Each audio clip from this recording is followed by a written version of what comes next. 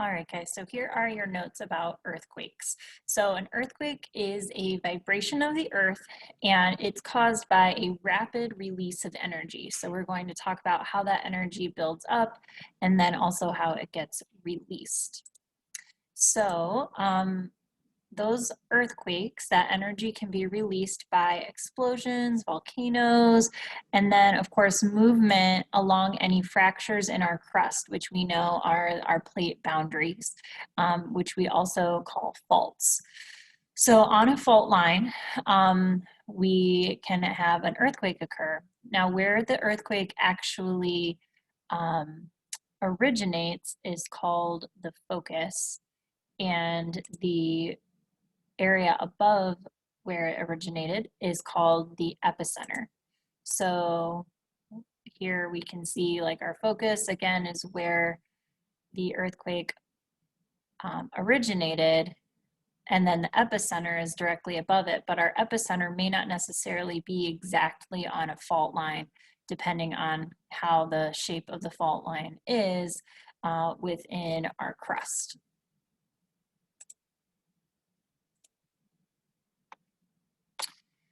Okay, so basically what's happening is we're going to get a lot of energy built up because I've got two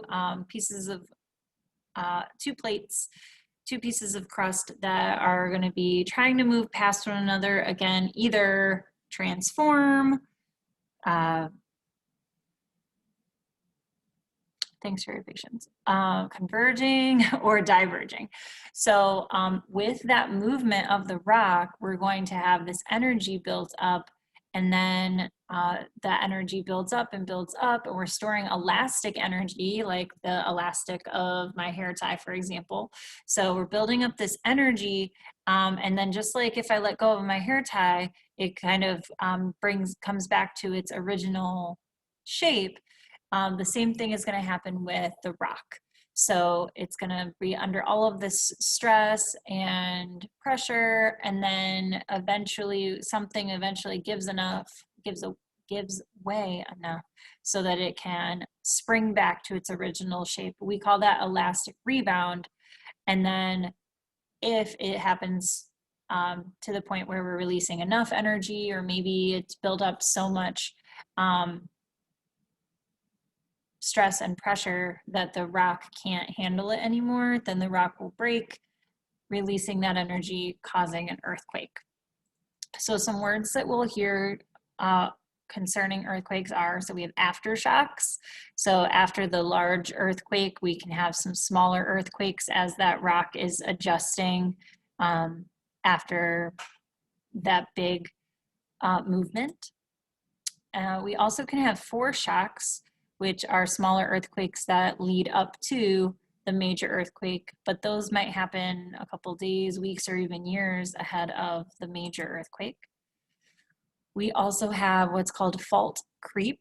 So along a fault, we might see some slow, gradual movement or displacement, which we'll see some pictures of next. And then also we have this idea of stick slip motion, where the segments are storing energy for so many years, and then when they rupture or when that energy gets released, we have these great or large earthquakes. So again, we're talking about our plates. We've got lots of different interactions between our plates, coming together, coming apart, and sliding past one another.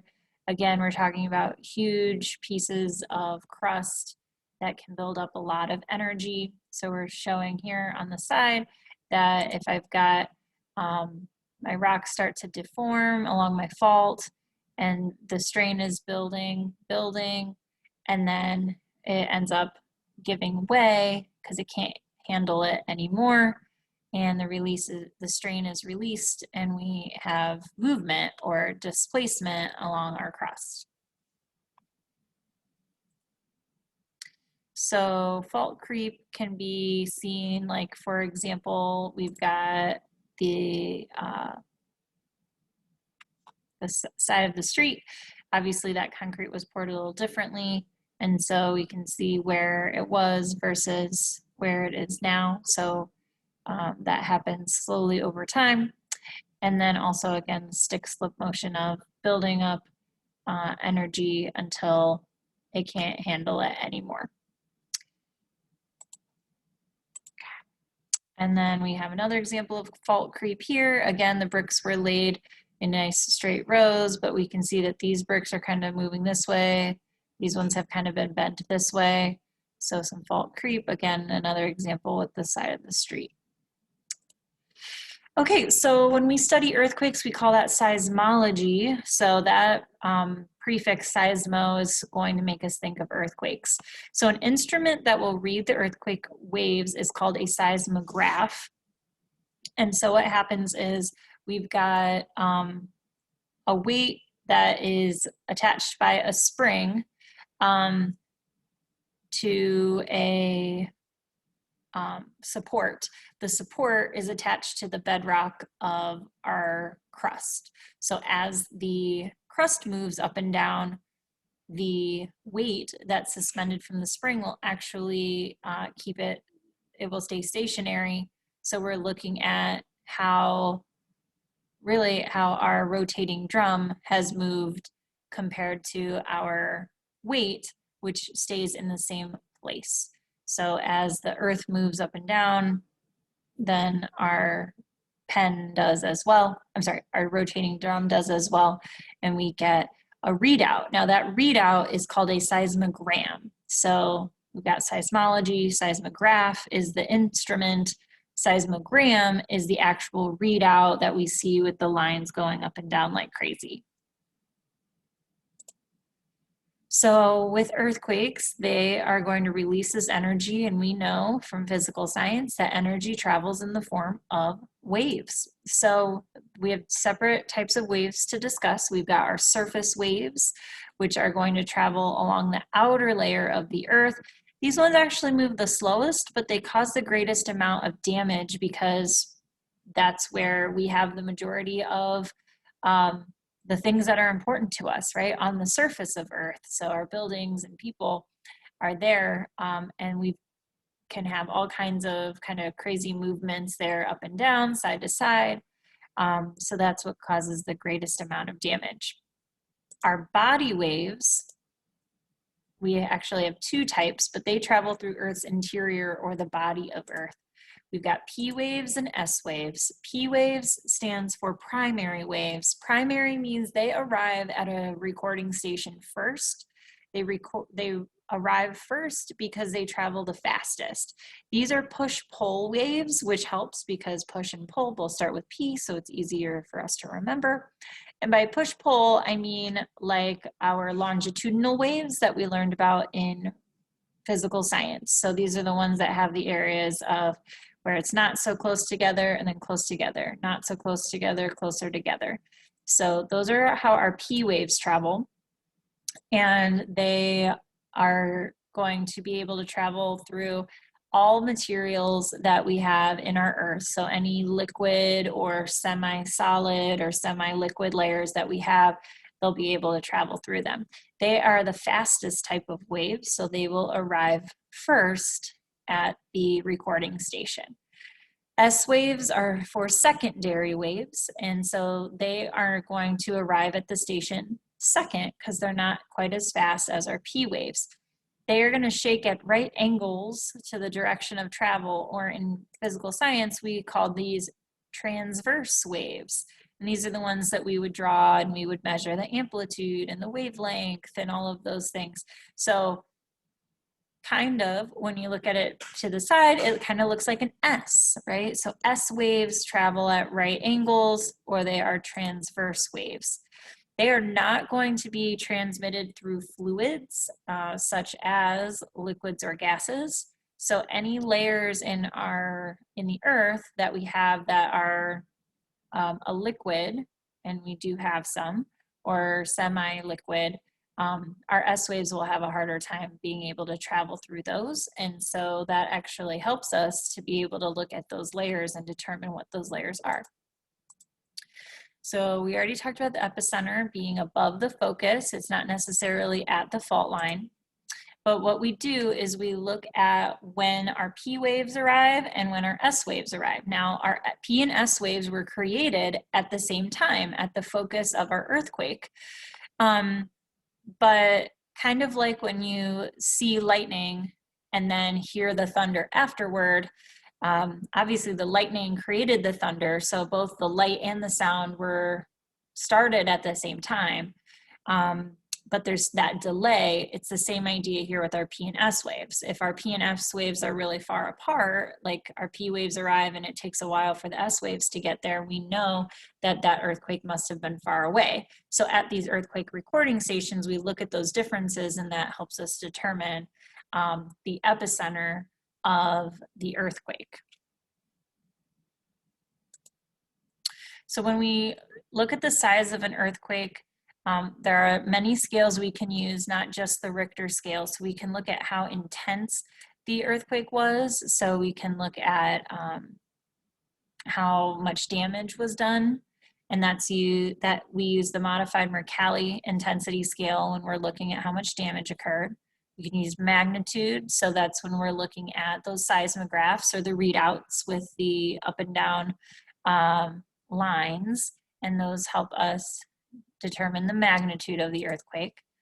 The Richter scale is when we only look at whatever wave was the largest on that seismogram, and it's a logarithmic scale. So instead of, like, if I go from, instead of going up, we go up like 10 at a time. So if I go up 1, that's 10 times worse. If I go up 2, that's 100 times worse. So we could have a big difference between like a 5 and a 6. Anything 2 and under, humans actually don't feel. So just FYI, I guess that we don't happen to feel those. They have to be larger for us to notice. And then to give you an idea, so an 8.9 on the Richter scale is the same as 1 billion tons of TNT. And then to give you some reference to like our earthquakes from our deadliest earthquakes video, in Haiti it was a 7.0, and in Chile it was an 8.2. So the destruction is going to depend on how intense the earthquake was, how long the earthquake occurred, and then also what the ground material underneath any buildings or structures was like, and then of course what the design of the structure is like. We also know that with movement of our earth, that's gonna create movement that can move the water that may be on top of our crust. So that's where we get our seismic sea waves, also known as tsunami. So they can move very quickly. Any movement really to our ocean floor, like from a volcanic eruption or a meteorite impact, can also cause a tsunami. An open ocean where it's really deep, the energy that's traveling has a lot of space, a lot of water that it can be carried in. But as the water gets shallower, the wave doesn't really have anywhere to go except up to make these larger waves. So one way that we know a tsunami is coming is because the water is going to withdraw from the beaches and go out into the ocean to be part of that massive wave. And then, of course, now that we are more aware of earthquakes and how to measure them, that also gives us a warning system for tsunami. So we've got a little animation here. So again, if I've got something that's causing my water to be displaced upward, out here where it's deeper, there's plenty of space for that energy to be distributed. But as the water gets more shallow, the water doesn't really have anywhere to go except up to make a big wave. So we've got our layers of the earth, and so one way to look at them is what they're made of, and that's usually what we have learned, like maybe in younger grades. We've got our crust, our mantle, and then our core. So the core, we'll start in the middle, is our innermost sphere. It's made of iron and nickel. It's under extreme pressure. The mantle, which is above it, is what we know is going to be between our core and our mantle. We know that's where our convection currents occur for plate tectonics. And we also know that we have our crust on the outside. The crust is obviously what we have the most experience with because it's under our feet. It's where we are, but it's also very, very thin compared to the other layers. We have two types of crust, oceanic crust and continental crust. And the continental crust, depending on where you are, can be between 25 and 40 miles thick. Our oceanic crust is only 5 miles thick. So we've said before that it is thinner, but now we're seeing exactly how much thinner. But it is so much more dense, so that's why it ends up subducting. In our continental crust, the older continental crust is made of granite, and then the lower levels,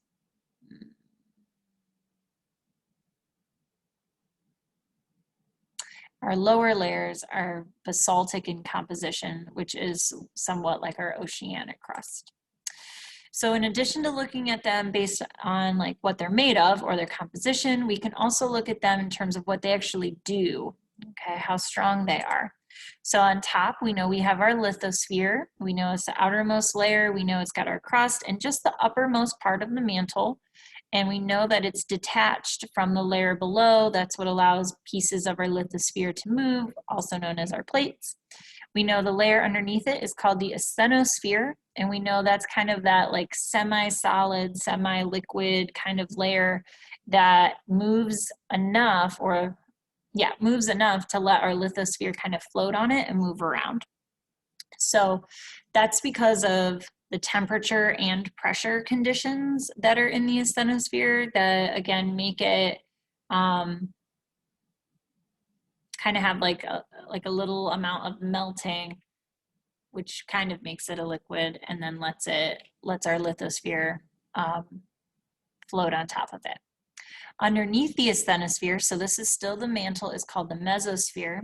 It's also called the lower mantle. And this just means that there's still a little bit of flow here, but not necessarily as much as the asthenosphere, and it's even under more pressure. And then we come to our core. Our core actually has two parts, the outer core, which is actually a liquid, and that's because of the pressure and temperature conditions there. In the inner core, we get so much pressure that it outweighs how hot it is, and that material is solid. So our outer core being liquid is important to know because that is what gives us that movement of iron in the core, which we believe causes our magnetic field. So how do we know all of this? Well, we're going to cover that on the next slide. So for now, we're just looking at this comparison where we've got our compositional layers. So again, these are based on what they're made of. So we've got our crust, two types, mantle, and core. Over here, we're talking about what they actually do. So we've got our lithosphere, meaning our top of our crust and the very uppermost part of our mantle.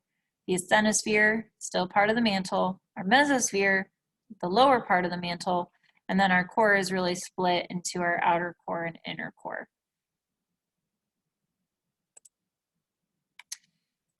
So how do we know? So we have people thinking about this stuff. So first up, we have, I didn't mean for those to all come up at once, Andrea Mohorovic, who discovered that our waves, so really we know all about these layers because of the way our earthquake waves travel through the earth. So we look at all of this data from those seismographs, again, are lines with our up and down lines.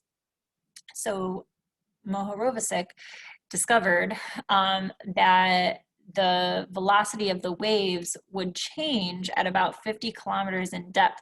So he knew that that's where the crust and the mantle were separated. So we call that layer the Moho boundary. And then we have Gutenberg, who was looking at our P waves and our S waves, and he noticed that those P waves end up hitting a certain area and they kind of disappear, we called that area the shadow zone. And then he also noticed that our S waves couldn't go through certain portions of the Earth, showing us that there must be a liquid portion to our Earth, which we now know is the outer core. And then Inge Lehmann discovered that there was an inner core within the core. So before we knew there was a core, but now we know there's an inner core from her experiments in 1936. So again, looking at that data of our different types of waves, where they were recorded, helps us to make sense of something we can't see, which is the center of the Earth. So again, if an earthquake were to happen here, for example, our waves are being sent out, and so our P and our S waves are traveling just fine through this area, and then we have our S waves not making it through because they can't travel through the liquid core. Our P waves do make it through, but they get bent because they're traveling through a different type of material. And so we have our shadow zones, if you will, areas where I don't see any P waves coming through because it must have gone through a liquid, and then complete areas where there are no S waves at all because the S waves can't travel through that liquid core of the outer core. Okay, thank you for listening.